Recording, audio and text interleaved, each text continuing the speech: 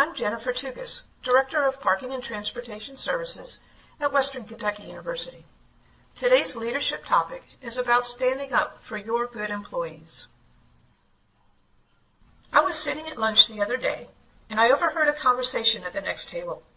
They were frustrated that it didn't do any good to complain to HR because nothing would ever be done about it, and the managers weren't doing anything about it either. Clearly, they were upset about what was happening at work, but they didn't feel like there was anybody there to stand up for them. They had dusted off their resumes and were looking for a new job. It struck me that the lack of accountability was causing real harm to the team. What happens when leadership fails to stand up for the good employees?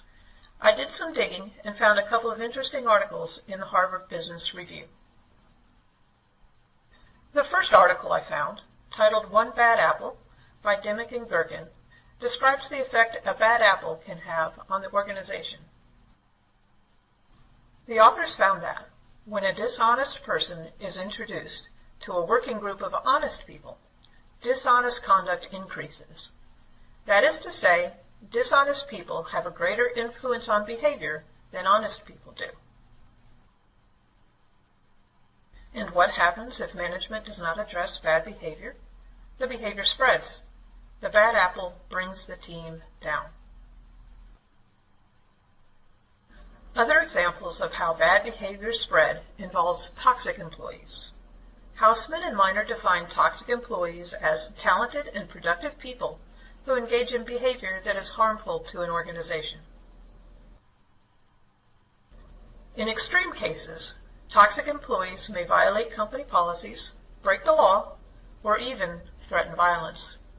In more subtle examples, they may bring drama or chaos to an otherwise smoothly working team.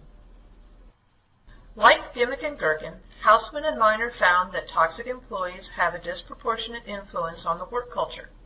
People exposed to other toxic workers on their teams had a 46% increased chance of also being fired for misconduct. What are the costs of keeping these bad apples and toxic employees around? Aside from potential legal costs, there are turnover costs, which can be measured in the amount of time and effort it takes to recruit and train a new employee to fill that position.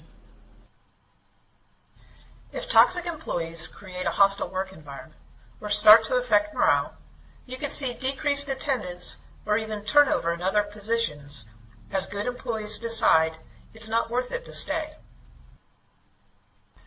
This is what hit home to me. What if you start to lose the good guys because of the bad guy?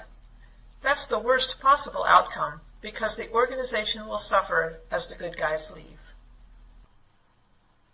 As leaders, it's our responsibility to maintain the team by standing up for the good employees and removing the bad. Thank you for watching. Here's my contact information if you have any questions. And here are the references I used in this presentation. I hope you've enjoyed this video. Look for another short video by Josh Cantor in the next edition of IPI's Moving Forward newsletter. Have a great day.